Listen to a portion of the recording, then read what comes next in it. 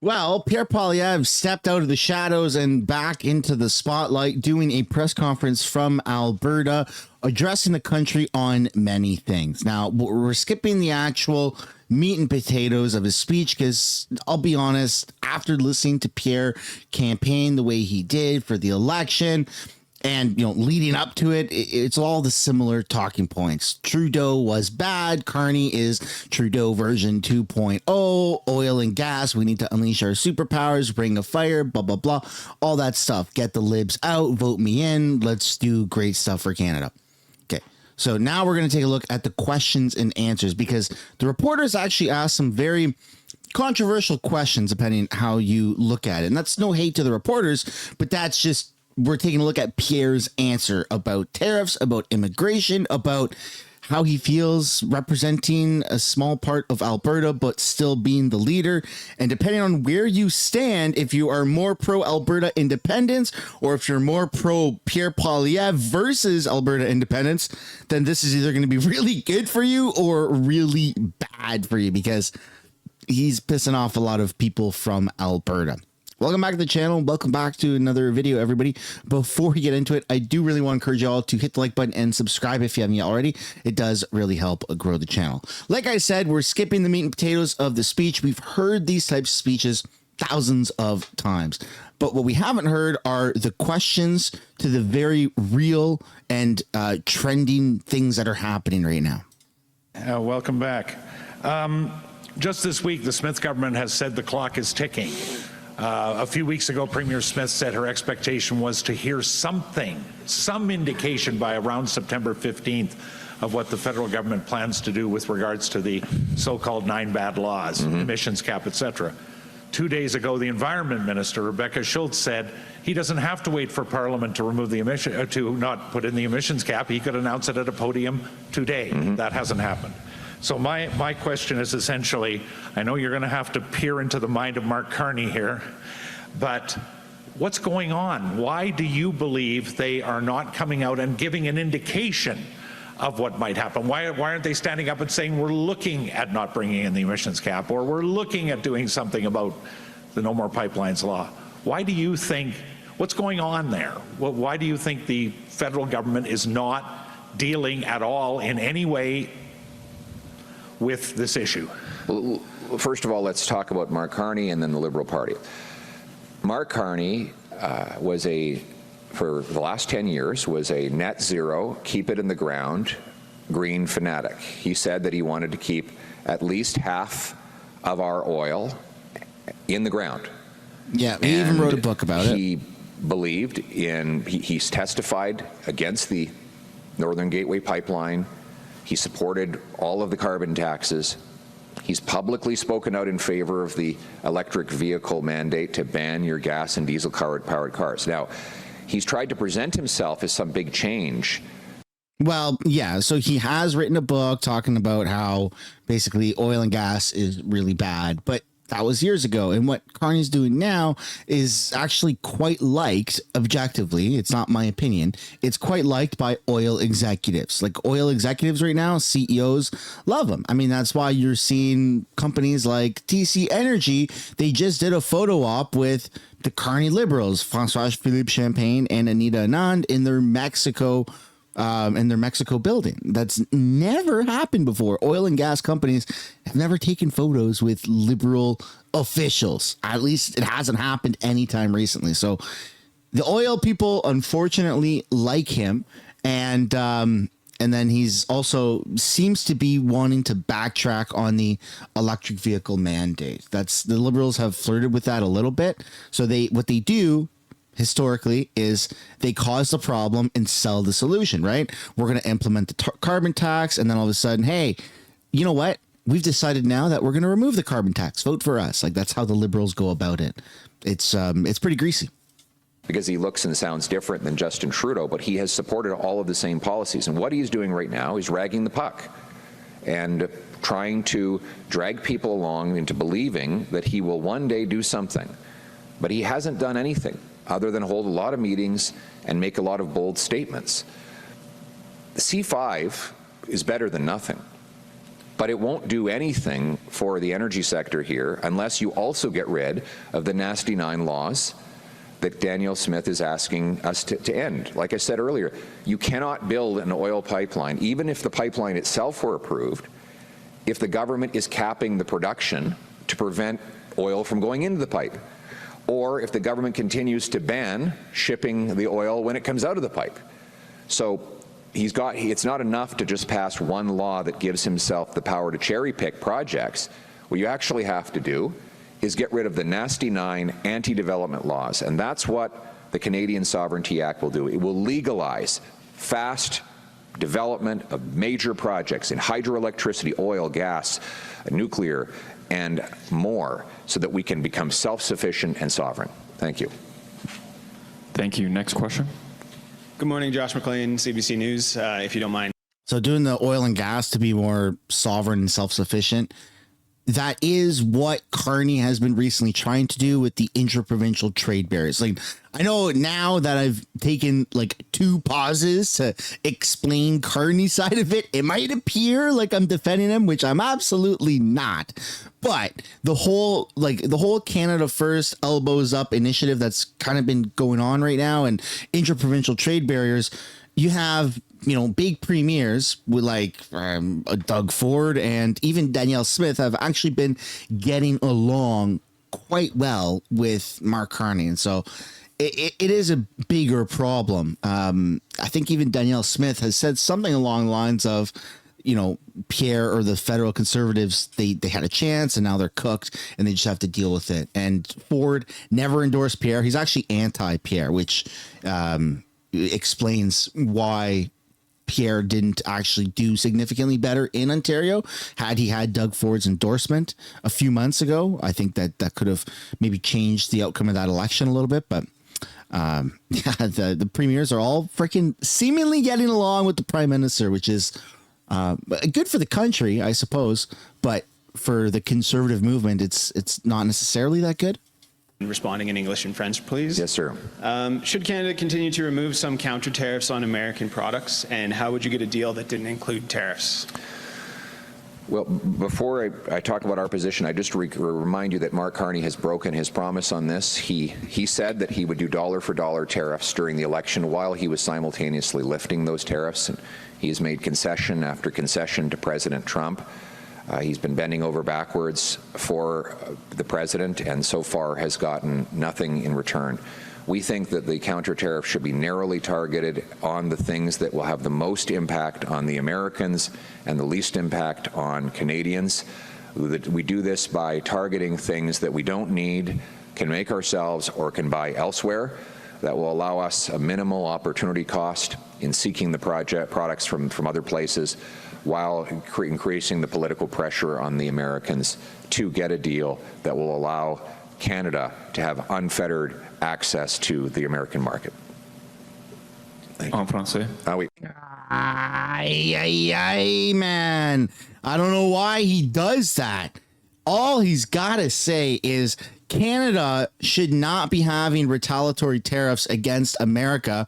We should be working with America and with Americans to build a more economic bridge and more prosperous country and a more favorable deal for America and Canadians alike, so we can stop the trade war and we can get back to making sure that the West stays a economic and a military superpower. Like, it's not that hard to say that. And so again, I'm just so disappointed. Time and time again, I'm just so disappointed recently.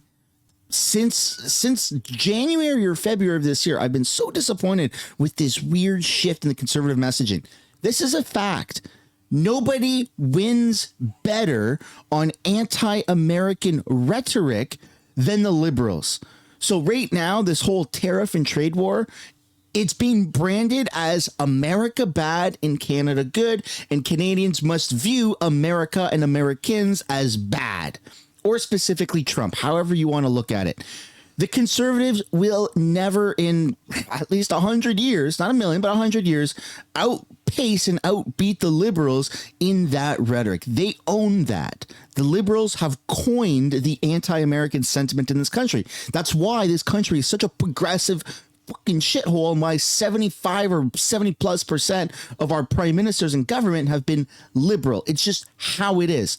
We can change it, but you're not going to change it by having conservatives also being America big bad. Like, you have to actually oppose it, not just for the sake of opposing it, but because it's actually really important that you oppose the anti-American sentiment. There is one freaking politician in this country that has actually taken the opposite approach and said, you know what, Canada shouldn't have retaliatory tariffs. We got to drop that stuff. Let America do their thing. We should be focused on getting a deal. Do you know who that politician is? He's not even a federal politician. Scott Moe, the premier of Saskatchewan, because he's worried about his farmers. That is the appropriate answer and response to things like this. Not Doug Ford foaming at the mouth going, we gotta turn the power off. Fucking teach them. And not Pierre Poilievre's going, well, I wouldn't have removed dollar for dollar tariffs. Yeah, bro, everybody would have. Like, no person in their right mind would be trying to fight America right now on the tariffs and trade. China is doing it, and we know that China's not in the right mind because they got a weird who's got the bigger dick competition going on with America. Canada doesn't have that. It's too cold here. We got a small little pee-pee. A small, tiny little pee-pee here in Canada. And it's just not worth going down this route. And so I'm just so freaking disappointed. Time and time again with that specific conservative messaging. It's not being an American apologist. It's understanding that America is way bigger and way more important than our little interim egos. And we got to stand up to them and be Canada first. No, we don't, man. No, we freaking don't at all. It's just it's so bad. It's toxic. It feeds into this weird cultural narrative that Canada views themselves better as America. It's been like that for far too long. We got to break those shackles, man. Okay, thank you. You want it in English? Okay. Look, I didn't know a lot about this longest ballot thing when it was happening. I don't think it happened very much, but it happened some years ago in some other riding. But they've targeted me in 2 different ridings now. And the reality is I don't have a problem with anyone who wants to run for office, even if they're not known or not wealthy. They should be able to put their name on the ballot if they truly want to run. But that's not what these people are doing. They're adding their names even though they're not campaigning. They don't expect to win. They just want to inundate the ballot to confuse the situation, make it harder for people to vote. People with vision problems, the elderly, others who have difficulty are going to have a harder time voting.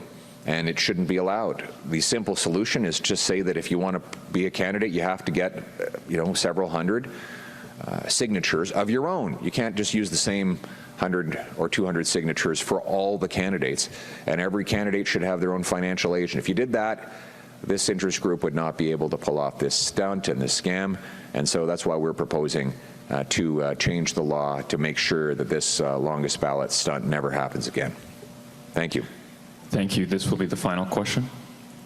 Thanks for taking my question, Keane with Juno News. I'd like to ask about immigration. Yes. Nigel Farage in the United Kingdom has been quite popular recently. He might even be Prime Minister if an election was held today with his plan to deport illegal migrants across the Channel.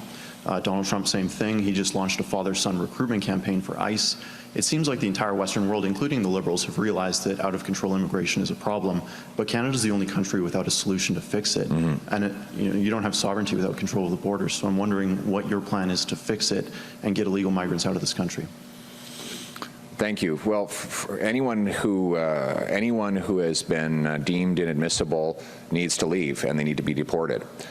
Anyone who commits a crime while they're in Canada, they need to be immediately detained, and when their detention is complete, they need to be deported from the country. We need to track down the roughly 600 criminals that the Liberals have lost track of. That means using all our security agencies to find out where they are, to locate them, arrest them, put them on planes, get them out of Canada. We need to make it clear that anyone who commits a hate crime or an act of violence against an identifiable group should be, that is not a citizen and not a permanent resident, needs to be deported from this country. We need to get rid of the incentives for people to come here that are not real refugees. So we need a review of all the benefits that go to people who come as asylum claimants to make sure they're not getting more benefits than Canadian taxpayers get. And those that arrive last should be their cases should be treated first, so that they know that they'll be leaving quickly. That will get the message back to the country of origin that if you come to Canada and you're not a real refugee, your case will be heard in a few weeks and you'll be back in your own country. That would, right now, there's the opposite incentive. People who are not real refugees come into Canada and they say, well, even if I'm rejected, I'll have 7 or 8 years of appeal, during which time they get all kinds of benefits. If we was very clear that the benefits wouldn't be there, that they would be sent back within a couple of weeks, they wouldn't come in the first place. We need to secure our borders to stop the crossings. And more broadly on immigration, we need to bring way down the numbers of international students, of temporary foreign workers that are flooding our markets with low-wage labor. The big corporations love it because they can drive down wages for Canadian youth who are facing unprecedented unemployment. The temporary foreign worker program was not meant to drive down wages. It was meant to fill jobs that Canadians could not or would not do, particularly in agriculture. Now it's just become a full-purpose thing that Starbucks or anyone else can use to drive wages down. If they're having a hard time getting Canadian youth working, what they need to do is raise wages. So we need to cut back on the temporary foreign worker program. And finally, the overall number needs to go down. Over the next several years, we actually need more people leaving than coming. That's net negative migration. And so that's what I've said. We've got these millions of people whose visas are going to come up. When their visas run out, they're not eligible to stay. They need to be told to leave, and if they don't leave, then obviously they need to be deported, and that will allow us our housing, health care, and jobs to catch up. This is okay. So he's saying the right words, but he's pussyfooting around it like a bit of a soft liberal, like a liberal light. I don't like this. I'm not saying that Canada is best when we act, or we need somebody to act in this country the way Trump is, like a very outspoken, charismatic, almost cartoonish thing. Like, what the fuck? Like, did he really say that? That just doesn't really work in Canada, at least not yet. I hope one day it does, but this country is just so overly progressive. I don't think that having Trump style stuff here in this country is going to be successful. But you can still get your point across in a bit more of a Trump-esque way or aggressive way than being liberal light. And I think we're all on the same page. Immigration is ruining this country, and we're being told by wacko Karens and wacko liberals and radical crazy leftists that you're racist for thinking that. No, bro, it's got nothing to do. I'm blind. I can't even see colors, man. Look at my white microphone. Isn't this crazy? It's got nothing to do with colors. It's got to do with the fact that there are people from other countries that are flooding into this country, and we don't have the infrastructure to sustain that, to even accommodate this many people, no matter where the hell they come from. Doesn't even matter. There's just too many freaking people. So being very firm on that stance, going, we got to deport people immediately who are not complying, even saying that we're going to leave it up to the trust system and we trust people to leave on their own. Yeah, it's not working. There's data to prove that. So I get Pierre's like, hey, yeah, sure. Yeah, we need to wait for people to, their visas to expire. And then if they don't leave, then deport them. But like, deport them. Like just put like a little oomph in your step. Like have some coffee, do some blow. Like I don't know, Pierre, but like where's your freaking enthusiasm, bro? This guy used to be like, and we're gonna do this, and we're gonna do that, and we're gonna do this. And I know it's not the House of Commons, but we're gonna deport them. Like, deport them. Like, oh, Canada, we're going to deport them. Maybe I'm too hyped up on coffee. Maybe my expectations are a little too high. I don't do the politics stuff, bro. I wear the same black shirt every day. I went to Walmart. $9. I bought like 6 of these exact same black shirts. And that's all I wear all the time. Occasionally, sometimes a different shirt. But yeah, I'm a pretty simple guy. But that's what I think Canadians want, is a little bit more. We gotta deport. Like just scream a little bit. Maybe not, but like a little more lively. You know what I'm saying? Look a little bit more lively. With the number of people in our country. Thank you. Thank you. That concludes his presentation. All right. Thank you. Oh my God. He's more excited about leaving than he is about deportation. Guys. Thank you, guys. Hey, thank you very much. He's more excited about leaving than he is about talking about deportation. Canadians want to know, if I'm not mistaken, we want the guarantee that if your time is up, you're going to be deported. Like, absolutely. We're going to find you and we're going to deport you if you don't do it on your own. And there are going to be consequences. Like, you got to enforce it. I know he's not in power. I know he's in opposition. But that's what we want. Like, not necessarily to the extremes of what ICE is doing in America, but like Canadian ice, like snow ice, like a little bit different, a little bit more like, hey, it's a boot time. You leave there, pal. Time's a ticking and it's gone. Let's go. Like, we need a little bit more urgency on it. Maybe that's just me. Look, I don't speak on behalf of Canadians or conservatives. I'm just my own voice with a very white microphone. I don't see color. Sorry. I'm assuming it's purple, green. I don't know. We need a little bit more oomph in the opposition. He once had it. And now he's doesn't really have it. It's just something's lacking. Introducing the Canadian Sovereignty Act today, how often are you encountering Alberta separatism sentiment through the campaign, and what have those conversations been like? Well, I'm loving the campaign. I'm having a lot of fun, actually. I love the people of Battle River Crowfoot. They're the people who feed power and protect our country, feed through the great ranchers and farmers, power through the incredible oil and gas industry, most of all, the Hardisty tank farm, which moves $90 billion of energy products. That's more than the GDP of many countries, and this is a town of about 600 people. And of course, it protects our country with the people, the great men and women who serve at CFB Wainwright. So I'm having a lot of fun. I'm meeting a lot of people who are very angry about the way that the federal government has abused and mistreated Alberta. And what they're saying is the era of pay up and shut up has got to come to an end. Alberta deserves a better deal within Canada. And one of the ways we make that happen, one of the ways we unite our country, is to produce our resources. The oil and gas workers who are suffering, living in very tough conditions right now because there's just not enough work, despite the global oil boom, all they want is to get a job where they can go and make the whole country richer. So, I met a guy the other day, he's an oil and gas worker. Yeah, I think that there could have been better wording around that. I am not an Albertan, so I can't speak for Albertans.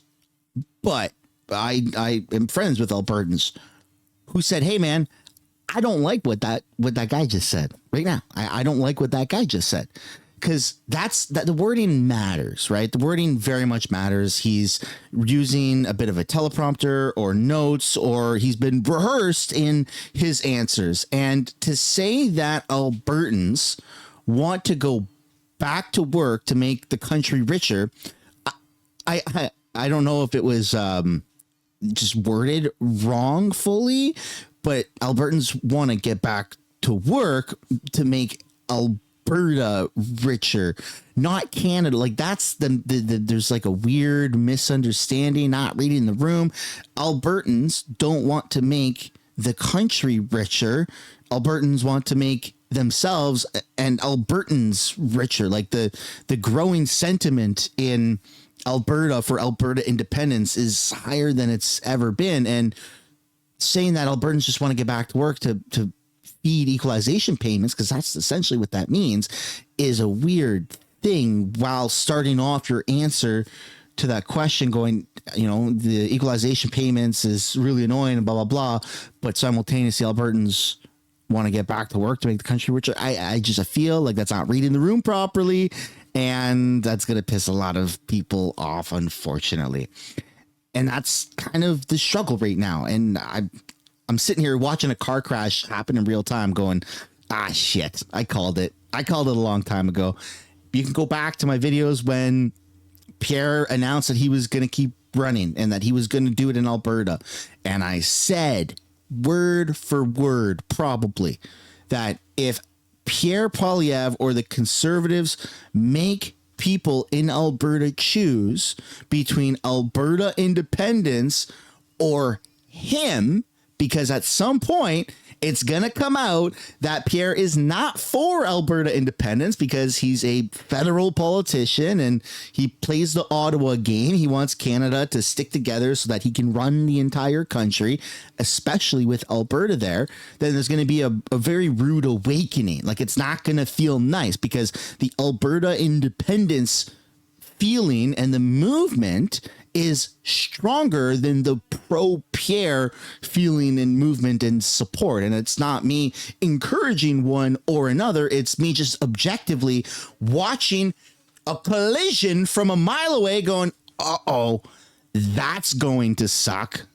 And now we're at that part where it's a bit of a car crash. So I'm going to end it on that note. I'd love to know what you guys think down below in the comments. And I don't freaking get it, man. It's just like not reading the room. Let me know what you guys think, man. It's not a dig at Pierre. I'm really tired of just like, I feel like I've been picking on him. I'm not trying to pick on him. He is the opposition leader. I am a conservative. I voted for him indirectly by voting for my conservative representative. And it's just like, shit. That's all I got to say is, shit.